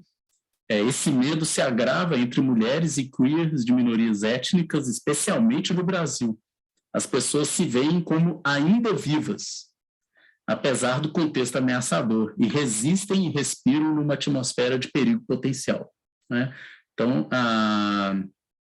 de fato, acho que esse ela faz uma referência interessante ao Brasil aqui, porque eu acho que o sentimento do Brasil é um pouco esse, né? Ou seja, de que determinados grupos do nosso país, isso vale para as mulheres, especialmente negras, etc., periféricas e tal, elas são sobreviventes, né? Essa ideia de que a pessoa está num contexto de tanta hostilidade, né, que é tão ameaçador, né, que no final das contas elas se veem como sobreviventes, né? Ou seja, ninguém conseguiu, apesar disso, se manter resistente aí vivo. Bom, rapidinho, diga. o que eu achei interessante dessa discussão que ela vai fazer, né, da vulnerabilidade, é como ela aponta que às vezes essa vulnerabilidade paternalista pode ser uma forma de violência, né? Porque acho que de certa forma ela também tenta definir o que é violência e o que é vulnerabilidade. Então ela vai trazendo isso, né? Assim como, por exemplo, o sistema carcerário, ele é um sistema violento. Para conter uma violência, ela fala que talvez essa vulnerabilidade paternalista também seja uma forma de violência para deixar essas pessoas ainda mais passivas, né? E dependentes de alguém que seja o salvador e tal, né? Que ela vai trazendo. Então, achei bem interessante essa discussão que ela vai trazendo, né? Sobre esse conceito, né? De vulnerabilidade. De fato, isso está na página 147, né? E eu acho que tem um elemento aí muito interessante, que ela aproxima, ela diz assim, a polícia também age supostamente para proteger o povo da violência, etc. Só que ao fazer isso, ela enfim, investe contra todo um conjunto de pessoas que são consideradas ameaçadoras, etc. Num certo sentido, né, ela faz uma aproximação que é bastante, vamos dizer assim, problemática, ou pelo menos assim, controversa, assim, forte, como se essas pessoas que agem para proteger populações grupos considerados mais vulneráveis, agissem em grande medida como a polícia, ou seja, porque ela age para proteger, só que ao fazer isso ela não se dá conta de que ela está justamente reforçando certas posições, e uma posição paternalista e reforçando certos lugares, né, assim, para esse outro, né, vulnerável e por aí vai. Enfim, então, é claro que eu imagino que muita gente possa se sentir incomodado com esse tipo de comparação, né? Ou seja, como assim? Eu estou igual a polícia, né? Tenho um grupo para proteção de vulneráveis, eu estou agindo igual a polícia. Enfim, mas a aproximação que ela faz é essa, e dá para entender o ponto em que essa aproximação faz sentido. Justamente na reprodução de uma posição paternalista em suposta proteção de um grupo que, ao invés de você retirar as pessoas daquela condição, você age como um pai que vai tentar proteger aquelas pessoas e reforça e mantém elas naquele lugar, né? Rafael, você levantou a mão? Eu fiquei só curioso, Marco, porque você disse que ela trabalhava esse conceito antes, né? E aí eu fiquei curioso em saber, eu não li mesmo, eu fiquei curioso em saber se você tem preso claramente... Qual conceito que você está falando? Vulnerabilidade? Bom, eu me lembro, está no Vidas Precárias, eu acho, está no vulnerabilidade, você está falando? Assim, como ela positiva isso numa ação política, só para entender um pouco a diferença que ela está fazendo no próprio caminho teórico dela, sabe?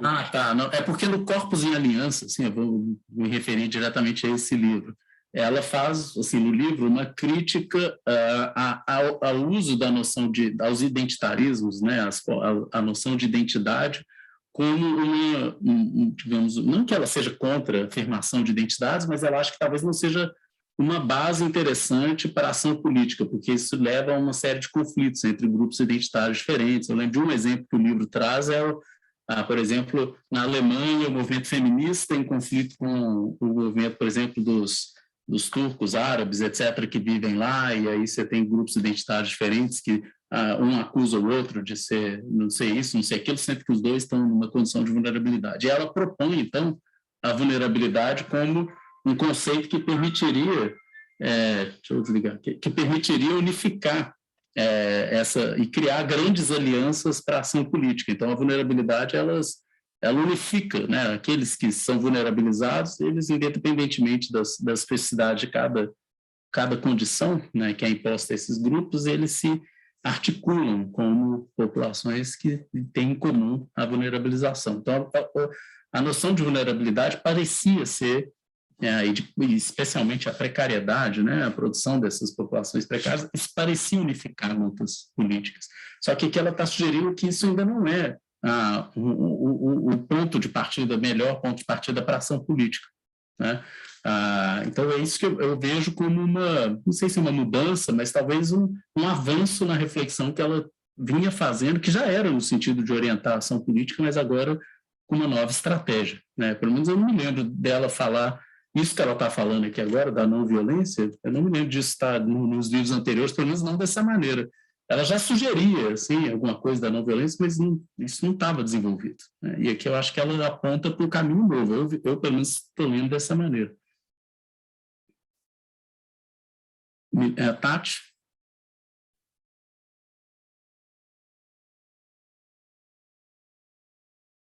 Eu não estou te ouvindo, não, Tati.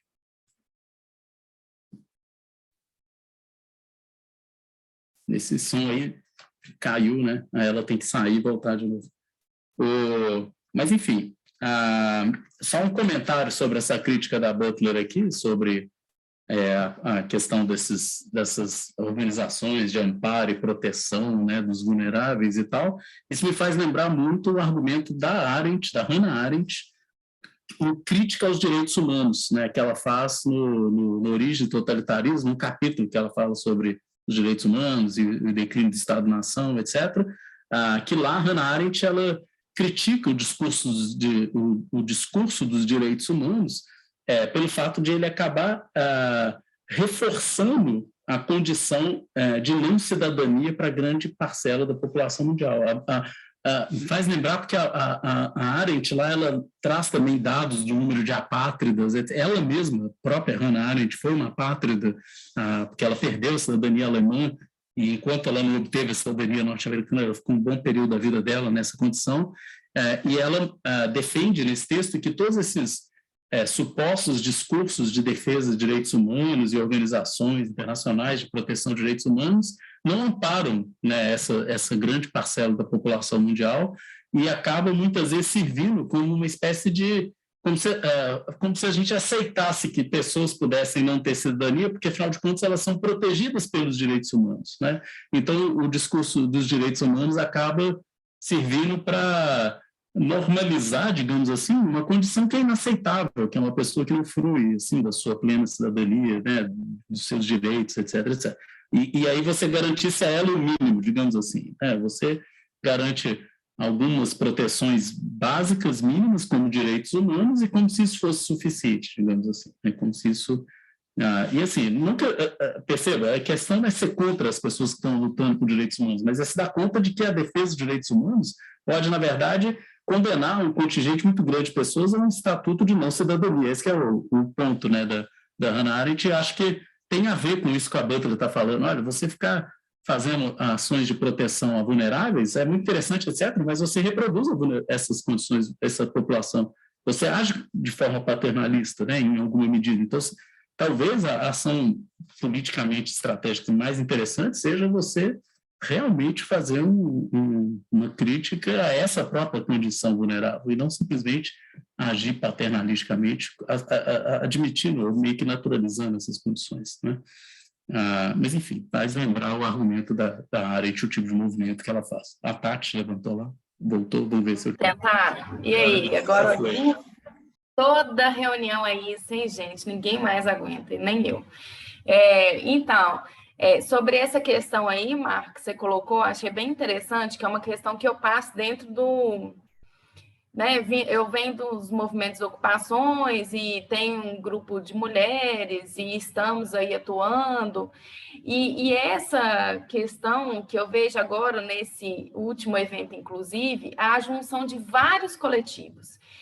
E é uma dificuldade enorme de linguagem, porque assim, ó, cada uma tem uma subjetividade, uma condição e não sei o quê.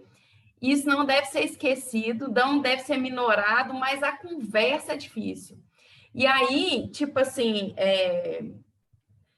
porque aí, por exemplo, ó, a gente cai nos abismos, assim, muito loucos, né? Assim, da vida em geral. E aí, a última questão, assim, que foi essa questão do assistencialismo, a gente tem uma política lá de proteção em mulheres, situação de vulnerabilidade social e tal. E gerou um boom, assim, tão grande, assim, um fato insustentável para dentro do coletivo que eu participo, porque não há meios de subsidiar essa demanda de forma eterna, porque é uma condição de desigualdade social né, e não somos um ente político. E aí eu acho muito interessante ver a percepção das pessoas dessas vulnerabilidades, porque enfim, na última questão, quando foi colocada, e umas pessoas se posicionaram assim, mas e aí, elas são vulneráveis. E aí, a minha posição foi, uai, então a gente tem que exigir de quem a gente está pagando, né? Assim, a gente não pode largar a pessoa ao léu, mas a gente tem que ter um movimento, porque senão a gente não, é insustentável. E é esse discurso, tipo assim, ó, eu sou, pelo menos na de gênero, né? Eu sou mulher, então tá. Sou uma mulher bissexual, tá. Sou uma mulher, entendeu? Aí, assim, são vários quadradinhos que propiciam até um discurso meio desigual também, entendeu? É uma coisa, assim, super difícil. E foi uma das coisas que eu mais gostei, né? Eu dei uma pressada nesse livro e li ele todo, e aí eu tô rememorizando, assim. E uma das coisas que eu achei mais interessante foi ela mencionar isso, porque é uma coisa que eu sinto, assim, a dificuldade de aliciar as vontades sem perder o subjetivo, entendeu? Sem perder o sujeito, porque não adianta eu partir do pressuposto, por exemplo, que a minha condição é igual a uma mulher negra na favela, não sei o quê, porque é um delírio, né? Mas também eu não posso desaliciar essa pessoa, porque é anti-estratégico. Então, essa dificuldade de linguagem, para a gente conseguir uma ação conjunta, é muito complicado.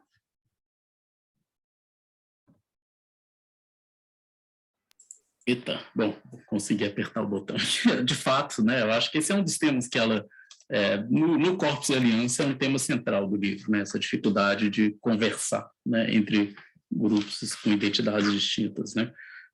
Aqui eu acho que ela está dando um passo além, né, e o finalzinho aqui do passo-passo, do pós-escrito, para a gente concluir, ela aponta para algumas ações, algumas fazem lembrar exemplos que ela deu em livros anteriores, por exemplo, essa figura do homem de pé da Praça Taksim, na Turquia. Faz lembrar exemplos que a gente vê no Corpus em Aliança, né? Aquela coisa da assembleia, né? De você colocar o corpo na rua, né? E isso ter uma dimensão política, etc. É um exemplo interessante disso.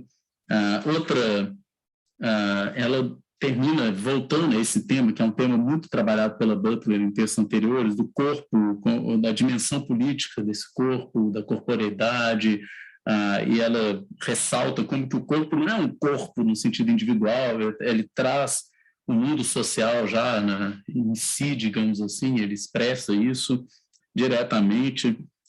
Um corpo, como ela diz aqui, é invariavelmente definido por relações sociais que influenciam sua persistência, sua subsistência, seu desenvolvimento. Essa é uma tese, nesse sentido aqui não há nada de novo, ela está retomando, né, um tema que ela já trabalhou muito antes, ela, na página 153, no final aqui, acho que ela deixa claro os limites da noção de vulnerabilidade. Ela diz assim, os sentimentos de solidariedade que perduram são aqueles que aceitam o caráter transversal de nossas alianças, a perpétua necessidade de uma tradução, bem como os limites epistêmicos que marcam as falhas dessa tradução, inclusive apropriações e apagamentos, tem a ver com o que a Tati estava dizendo. Admitir a vulnerabilidade, não como atributo do sujeito, mas como característica das relações sociais, não implica a vulnerabilidade como identidade, categoria ou base para a ação política, né? Então, ela está apontando para além disso. E aí, ela, no finalzinho, página 154, o ponto central é esse, né? De que recusar não é o mesmo que não fazer nada, ou seja, não violência é ativa, é agressiva, né? Esse é um ponto central desse livro. Ela aponta para desobediência civil, mas veja bem, desobediência civil não deve ser assimilada à evasão, né? Pelo contrário, é uma expressão, né, pública, ela torna pública, ela exige um exercício de um julgamento extralegal, ou seja, que não seja admitindo as vias do direito ou do Estado como legítimas, né? Então, nesse sentido, faz frente a isso. Ela se recusa, digamos assim, a reproduzir o caráter criminoso de um Estado, da experiência colonial, por exemplo, como normal, não é? Enfim, então tem um conjunto de ações e, no final, acho que o ponto talvez mais interessante desse livro, de que é preciso contra-atacar, é preciso se apegar à igualdade, no sentido radical, e intervir na esfera da aparência. Esse é o termo que ela usa, né? Ela propõe uma intervenção na esfera da aparência. O que significa isso? Mudar o modo como as coisas aparecem, essa é a questão, né? Mudar o modo, investir contra uma construção, um esquema fantasmagórico, que é letal, né? Que é destrutivo, investir contra isso. Investir no nível do próprio imaginário, né? Ou seja, fazer com que as coisas sejam vistas de outra maneira, né?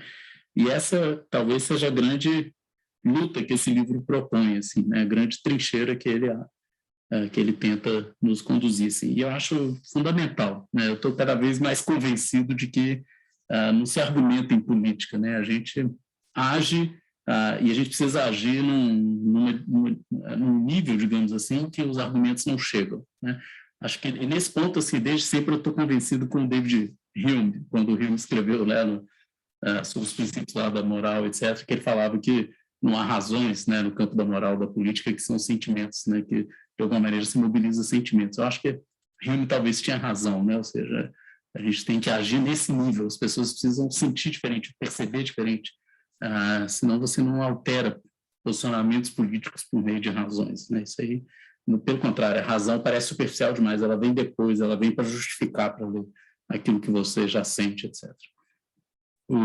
Enfim, então acho que esse livro é bem interessante nesse aspecto. Vamos lá? Milena, está com a mão levantada, diga. Na verdade, também só para finalizar, assim, uma parte que eu achei bem interessante disso é que a vulnerabilidade, ela não é o contrário de força, né? Ela traz isso. Na verdade, quando você afirma a sua força, você está justamente afirmando também a sua vulnerabilidade. E aí eu achei um ponto bem interessante nisso, é quando ela coloca esses corpos, né? Não enlutáveis, né? Esses corpos que não são passíveis de luto, eles então têm que se mostrar, eles têm que persistir, mostrar que essa é uma vida. Eu achei isso bem interessante, né? Que é uma forma de resistir, por exemplo, à violência, né? Que coloca esses corpos como não passíveis de luto, é justamente afirmar que aqui tem uma vida, né? Então ela coloca essa questão da persistência. Eu achei isso bem interessante, assim, né? Bom, Laís, quer fazer também considerações finais? Não, eu estou bem satisfeita, assim, eu queria mesmo saber o que vai ser do próximo semestre. Pois é. Bom, gente, então acho que a gente pode finalizar, né, o ciclo, né, de leituras aí desse livro da Butler. Agora a gente vai ter um intervalozinho, né, carnaval, depois carnaval vão ter aí o final de semestre, vai ter o final de semestre da UFMG, as férias, e em abril é que a gente vai retornar, né, para o próximo semestre. Eu vou continuar aqui no Canadá ainda até maio, né, mas a gente pode retomar as atividades do grupo e eu estou com algumas ideias. Eu não sei se eu vou propor leitura de texto, discussão, como a gente vem fazendo, se eu vou propor debates e convidar pessoas para a gente discutir certos temas. Para o outro grupo de estudos que eu coordeno, que é o SIG, eu já estou querendo fazer isso, eu estou pensando em fazer isso aqui também no GFDP, que é o seguinte, uma percepção que eu tive é de que a gente dialoga pouco entre nós, assim, pesquisadores brasileiros, né, acadêmicos brasileiros, e a gente até às vezes se encontra em congressos, em eventos, quando havia congressos e eventos, né, presenciais, escutavam uns aos outros, mas raramente a gente para ler os artigos, os trabalhos uns dos outros, e, sobretudo, comentar isso e dialogar a partir dos trabalhos uns dos outros. E aqui no Canadá eu percebi como que os seminários fazem isso, assim, as pessoas param para ler os textos que os colegas estão produzindo, e eu comecei a me sentir meio mal, porque tinha vários brasileiros que vieram para cá onde eu estou, que publicaram texto aqui, e eu não conhecia eu conhecia as pessoas, mas não conhecia os trabalhos, né? E eu fiquei assim, cara, são os brasileiros. Eu li o trabalho dos caras daqui, mas não li dos meus colegas brasileiros, que também vieram para cá.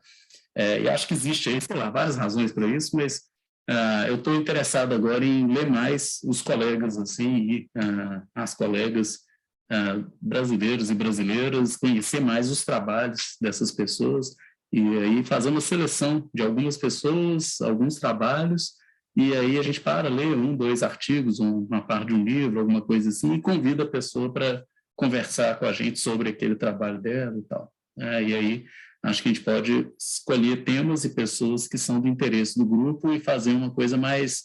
A gente marcaria um encontro do grupo para conversar sobre aquele texto, depois um encontro com a pessoa, para a gente... E aí a gente poderia, na nossa discussão, formular perguntas, a nossa reação àquele trabalho, as questões, e aí quando a pessoa viesse, a gente encaminhava isso e fazia um debate realmente mais qualificado, assim, com aquela pessoa, né, tendo lido o trabalho dela e tal.